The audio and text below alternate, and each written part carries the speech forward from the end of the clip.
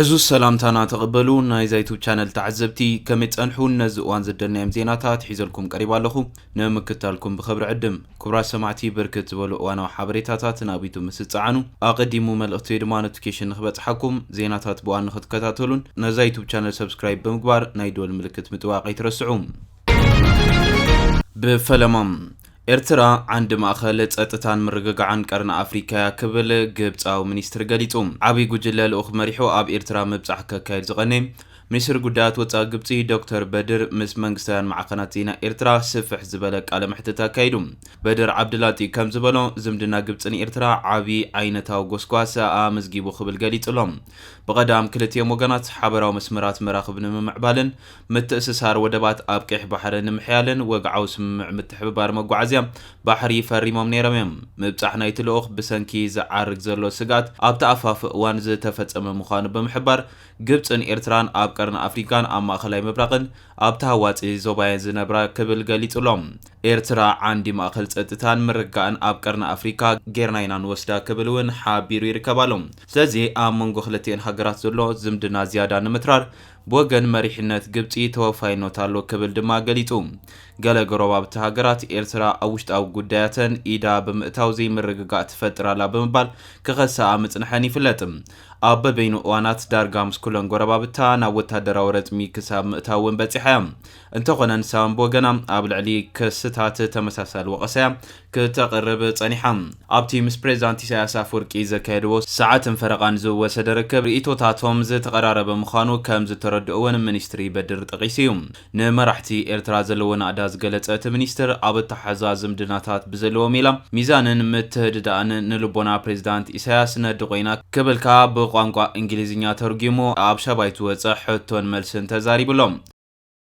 بزعبا تاقيح بحر بزملكت اب زهابو مبرهون ممحدار صيتتان قيح بحرن وشمت عدنن ناي مداوب تهاجرات طرح حلافنتيو از دما نصرن زي زاربني كبل مرغص هاجرون تصيرلوم نت دارغا دسكيلو زصنح بتبغسو نكسنت سعود عرب تجميرو زنبره بيت مخري هاجرات قيح بحري نمبربار زررباتي كاير كم زليو عبد الله تزملكتم نتي افلمات ريكلته شحن عسران ابرس ختما رياض زته مسرته بيت مخري زمرح تشارتر اصديقن منبارن وني ذكرم بوغن إرترا منيستر قدات وطاي عثمان صالح زمرحو قجلالوخ أبتا أخيبات ساتيفو نيريم منيستر وطا قدات قبطي يوردانوس يمن سودان سومالن كم جبتون تارخيبهم نيرميم اتي أقداسي علم لخاو مسمر نقد زخوانك إحباري كاب يمناويان عطوقات سومالاويان كارسنتن زنك لتساتتاو سقاتا قات إيموت أنحيوم اتوم بإيران زرقفو عطوقات حتي إسرائيل أبلعلي قازاز أوجه تخوينات بمقوام أبلعلي بات مسمر زحالفا مراخبة ترقاقام مدقعتي كاكايدو مصنحو ميزكارم أبز حدش مس إيران تولي عوز حكيناتون مات أبوبو المندب عج هرموز كاقاتمو كم زغل تهرانات انكيغاني رايام اتي اوش مت اتفتيرو زلو قجت بزتك فتح تسفا كم زلو زغلصت قبطي نتوم اوش مت زلو احواتنا الى ما زغبر متقعتي نخونن يلالام صتتاو حسنتا ابتو زوبا كرغاغص انت خوينو اسرائيل تخون كال وغن نايتو زوبا عبللا دو كبلالون كبلون اتلعلواي قبطاو دبلوماسيا تزاري بلوم اسمرا مس اديس ابابا جميراتو زنبرت بوركب اوجت حيدت عامتات مس لحلحن نامت فنان مسامرحن انفتا ناب سمين بمزار مس كايرو زلو دناتاتم امدل داليات صميدات صنيحام اب كل تشحن اسران حموشن قبطي ارتران سومالن نابتا افدغ بحري كتونن تمطاطر زنبرت ايتيوبيا زنصاصري ዝተባሃለ ስሉሳው መርገጺ ወሲደን መንባረኑን ይዝከር أبتي أبتكم ترسا ختما أسمرا استاقابا سلسا وعلم بريزيدانت عبد الفتاح السيسي سملاو مزنو حسن شيخ محمود كمون بريزيدانت سياسة فوركي تساتفو منبارو ميرسعن أبتوان أديس أبابا ودبن وتهدراو معسكر النمركاب مستانة نتابع على زاوجة سوماليلان سممع فريمان يرام اتسقمتي نتوزبا نابزي تدلي قجت كيمر حوان تساقيت انحيوم كايرو بوغانا لألاو نتكلتين هايقرات زي فكر مخانو بمقلات أبغونن دوكا متبل كتتنقص انحام قبطي كابنو حوانات حيزو مس إثيوبيا أفلق نايل أبايز تمركز مسحاب كمزت أن حيفلتم مهنات عابي قدب هداسون نتركب مليسو كمز كاراري غير وزلم አልሲሲን ኢሳያስን ኣብ መብዛሕትኡ ዝተላዕሉ ኣገደስቲ ጉዳያት ተመሳሳሊ መርገፂ ከም ዘለዎም እዩ ሚኒስትር ዓብደላጢ ዘመልክት። ፕሬዚዳንት ኢሳያስ አፈወርቂ ደጊሙ ናብ ካይሮ ክበጽሕ ካብ ግብጻ መዘንኡ ዝተላእኸ መልእኽቲ ከም ዘብጽሐውን እቲ ሚኒስትሪ ከይጠቐሰ ኣይሓለፈን። ኣብ ዝሓለፈ ወርሒ ሚያዝያ ብሓለፈ ቁጠባዊ ጉዳያት ህግደፍ ሓጎስ ገብረ ህይወት ዝምራሕ ጉጅለ ልኡኽ ኤርትራ ምስ ዝተፈላለዩ ሰበመዝ እታ ሃገር ኣብ ዘካየዶ ርክባት ብወገን እታ ዓረባዊት ሃገር ወፍርን ቁጠባ ምትሕጋዝ ንምግባር ቁርብነት ከም ዘሎ ተገሊጹ ነይሩ እዩ። ንግዳዊ ምልዋጥ ክልቲአን ሃገራት ካብ $5 ሚልዮን ከም ዘይሓልፍ ጸብጻባት የምልክቱ። ብመሰረት ሓበሬታ መንግስቲ ፍርያት ግብጺ 10 ሚእታዊት ናይ ኤርትራ ካብ ወጻእቲ እትወ ይውክል። ቀንዲ ተሳታፍነት ግብጺ ኣብ ዕዳጋታት ኤርትራ ድማ ፍርያት ፋርማሲ ምዃኑ እቲ ሓበሬታ ይጠቅስ።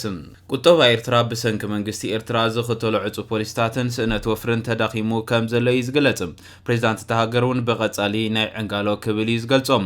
ኣብ ጽላት ዕደና ክካየድ ዝጸንሐ ወፍርታት እውን ዛጊነት ህዝቢ ዝበሃጎ ቁጠባዊ ለውጢ ከረጋገጽ ከም ዘይከኣለ እዩ ዝግለጽ። እቲ ዝርካቡ ናይ ወፍሪ ንግድን ዕድላት ኤርትራ በቲ ብሓጎስ ገብረ ህይወት ዝምራሕ ቁጠባዊ ክንፊ ህግደፍ ዝዕብለል ምዃኑን ብዙሓት ኤርትራውያን ኣፈርቲ ዘማረሩሉ ጉዳይ እዩ።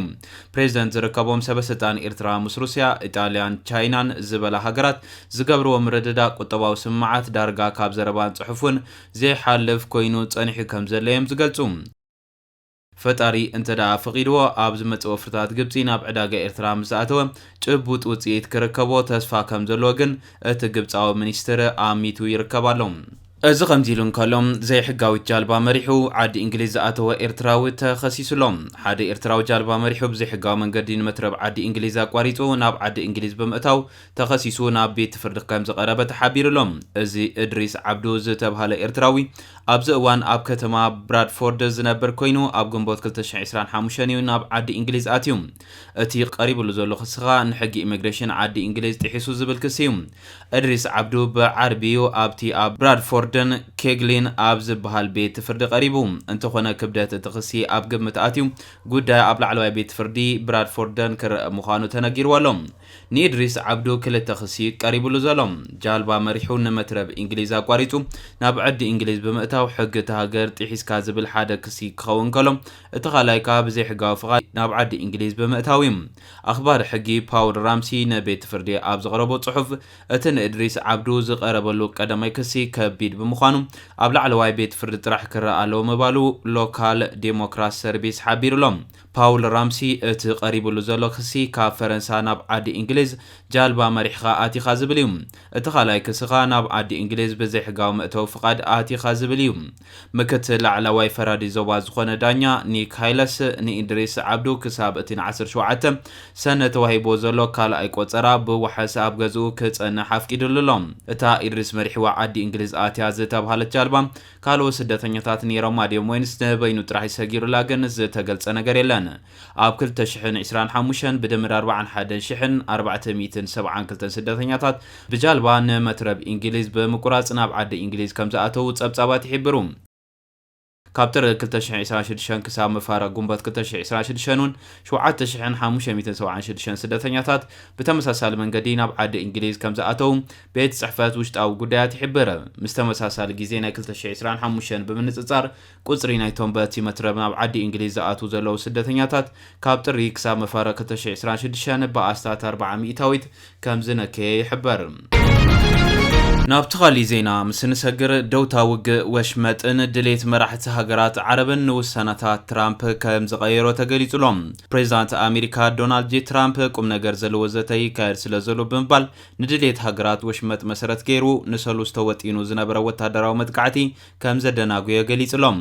ኣብቲ ኣብ ትሩዝ ሶሻል ዘውፅኦ ጽሑፍ መራሕቲ ቀጠር፣ ስዑድ ዓረብን ሕቡራት ኢሚራት ዓረብን ነዚ ስጉምቲ ክወስድ ከም ዝሓተትዎ ሓቢሩሎም። ትራምፕ ንኣሜሪካ ኣዝዩ ተቐባልነት ዘለዎ ስምምዕ ክግበር ከም ዝተነግሮ ብምጥቃስ ኢራን ኒኩለሳዊ ኣጽዋር ኣይክህልዋን ኢሉ። ይኹን እምበር ቅቡል ኣብ ዝኾነ ስምምዕ እንተዘይተበፂሑ ኣሜሪካ ብቕጽበት መጠነ ሰፊሕ ከቢድን መጥቃዕቲ ክትጅምር ድሉት ምዃናዩ ኣጠንቂቑ ዘሎ። በቲ ኻሊእ ወገን ሓደ ላዕለዋይ ወታደራዊ ኣዛዚ ኢራን ንኣሜሪካ ዳግማይ ስትራቴጂካዊ ስሕተት ግጉይ ገምጋማት ከይትገብር ብምባል ኣጠንቂቑሎም። እዚ ናይ ትራምፕ ናይ መወዳእታ ኣዋጅ ዝመጽእ ዘሎ ኣብ ውሽጢ ሃገር ዘለዎ ተቐባልነት ህዝቢ እናጎደለ ኣብ ዝኸደሉን ድሌት ውግእ ኣሜሪካውያን እናማህመመ ኣብ ዝመጻሉን እዋን እዩ። ብመሰረት ሶኒ ዝወፀ ናይ ኒውዮርክ ታይምስ ድምፂ ህዝቢ 64 ሚታዊት ዝኾኑ መረዝቲ ምስ ኢራን ኣብ ውግእ ምእታው ጌጋ ውሳነ ምዃኑ ይኣምኑ እቲ መጽናዕቲ ከም ዘርእዮ 37 ሚታዊት ጥራዮም ኣብ ስጉምቲ ትራምፕ ዕጉባት ዘለው ሓይልታት እስራኤል ኣሜሪካን ካብ 28 ለካቲት ጀሚሮም ኣብ ልዕሊ ኢራን ብርቱዕ ምጥቃት ኣየር ዝፈጸሙ ክኾኑ ከለው ቴህራን ድማ ብወገና ድሮናት ሚሳኤላትን ናብ እስራኤል ናብቶም ኣብ ሃገራት ወሽመጥ ዘለው ናይ ኣሜሪካ ዕላማታትን ብምትኳስ ገጢማ እያ ኣብዚ ጉዳይ ዓቢ ረቋሕት ዝኾነ ሃገራት ወሽመጥ ዓረብ ድሕሪ ዝኾነ ናይ ኣሜሪካ መጥቃዕቲ ኢራን ከመይላ ግብረ መልሲ ክትህብ ከም እትኽእል ዘለዎም ስጋት እዩ ኢራን ርኡይ ብዝሒ ዘለወን ድሮናት ሚሳኤላትን ከም ዘለዋ ዝፍለጥ ኮይኑ ነቶም ገረባብቲ ሃገራት መዕርፎ ነፈርቶም ናይ ነዳዲ መጻረይ ትካላትን ከምኡውን ኣብዚ ዝመጽእ ዘሎ ወቕቲ ኣገደስቲ ዝበሃሉ ትካላት መጻረይ ማይ ክትወቅዕ ትኽእል እያ ትራምፕ ጸኒሑን ጋዜጠኛታት ኣብ ዝሃቦ መግለጺ እዚ ኣወንታዊ ምዕባለ እዩ ግና ኸ ናብ ሓደ ደረጃ ክበጽሕ ድያ ኣይበጽሕን ክንሪኦ ኢና ክብል ተሰሚዕ ዘሎም ኣስዒቡን ምስ ኢራን ስምምዕ ናይ ምግባር ጽቡቕ ዕድል ዘሎ ይመስል ድሕሪ ምባል ነዚ ብዘይ ደብዳብ ከነዓውቶ እንተኽኢልና ኣዝየ ሕጉስ ምኾንኩ ኢሉ ብሰንኪ እቲ ኩናት ኢራን ነቲ ዓለም ለኻዊ 20 ሚታዊት ነዳድን ጋዝን ዝሓልፈሉ ስትራቴጂካዊ መስመር ማይ መጻበቦ ሆርሙዝ ብምቁጽጻር ዓጽያቱ እያ ትርከብ እዚ ስጉምቲ ድማ ዋጋ ነዳዲ ኣብ ዓለም ክንህር ገይርዎ ኣሎ ኣሜሪካ ብወገና ነዘቕረበቶ ጠለባት ኢራን ምእንቲ ክትቀበል ኣብ ልዕሊ ወደባት ኢራን እገዳያ እናካየደት ትርከብ ዘላ እምበር ከስ ክቡራት ተዓዘብቲ ነዚ እዋን ዝድልናይ ሓበሬታ ዝመስል ነይሩ ብኻሊእ ዜና እስካዕ ንራኸብ ሰላም